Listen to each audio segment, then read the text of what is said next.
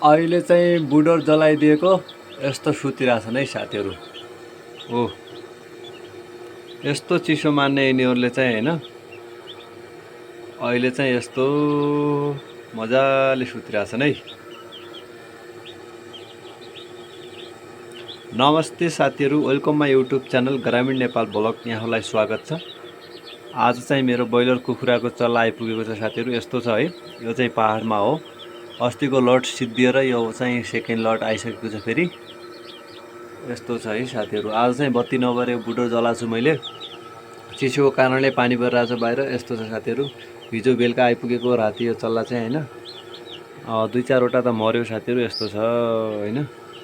अब चाहिँ घाम लाग्दैछ, घाम लाग्यो भने फेरि चल्लालाई ढोका सोका निकालेर फेरि घाम ताप्छन् एकछिन। अहिले घाम नलागेको भएर अहिले चाहिँ यस्तो छ है, मजाले सुतिरहेछन् अहिले चाहिँ साथीहरू।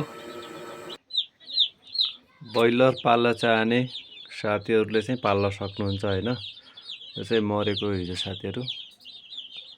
मैले चाहिँ भर्खर सुरु गरे काम यो।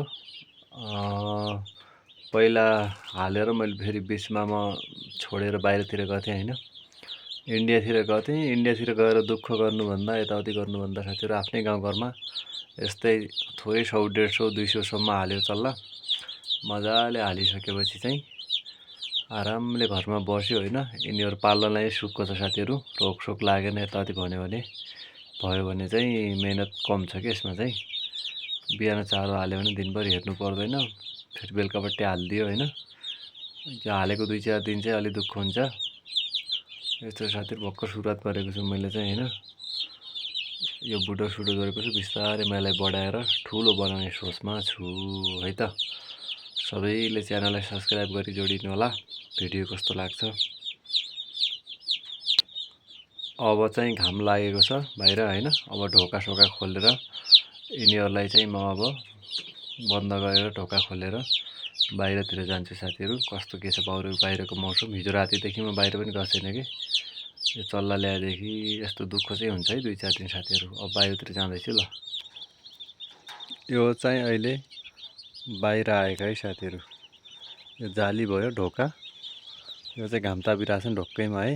यो मैले बाहिरबाट चाहिँ यो टिनको पाता हालिदिएको छु। यो चाहिँ यो बिरालोले तान्छ कि अन्त तलबाट। यस्तो छ है बाहिरको यो चाहिँ दृश्य। यस्तो छ हाम्रो गाउँको दृश्य बाहिरको है। यो चाहिँ मकै साथीहरू, घोगा। अब घोगा गोड्ने बेला भइसक्यो। हाम्रोमा दुनकुटा एक कुटा गोड्छन्, एक कुटा गोडेर दुनकुटा गोड्ने टाइम भइसक्यो। यति ठुलो भइसक्यो है। यस्तो छ आजको बाहिरको मौसम चाहिँ। हस्त साथीहरू, अहिलेलाई यति नै भिडियो है। फेरि म तपाईँहरूलाई नयाँ केही आयो भने अपडेट लिएर आउनेछु।